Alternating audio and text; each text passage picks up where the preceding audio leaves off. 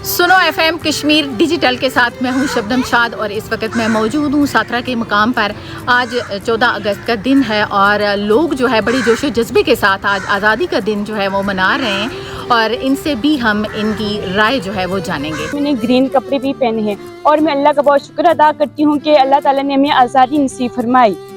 पाक फौज जिंदाबाद, कश्मीर बनेगा पाकिस्तान। पाक फौज जिंदाबाद, कश्मीर बनेगा पाकिस्तान। आज 14 अगस्त का दिन है और आज़ादी अल्लाह ताला की नियामत है, तो आज हम आज़ाद मुल्क हैं। पाकिस्तान जिंदाबाद, पाक फौज जिंदाबाद। Myself Mehrab Zahir and today I am here and in the celebration of 14 August, the Independence Day. I wish every Pakistani happy Independence Day. Stay safe, stay humble and I'm proud of the Pak Army. आज 14 अगस्त का दिन है, तो मैं और मेरा दोस्त यहाँ पे सेलिब्रेट करने आए हैं। पाकिस्तान जिंदाबाद।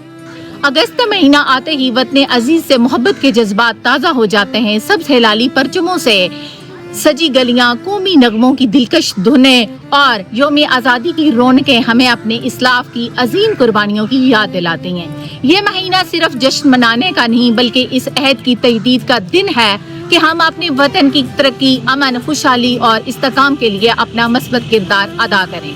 आज़ादी एक अजीम नियामत है जिसकी कदर तभी मुमकिन है जब हम कौमी यकजहती, कानून की पासदारी और मेहनत, दयानतदारी और बाहमी एहतराम को अपनी जिंदगी का हिस्सा बनाएंगे।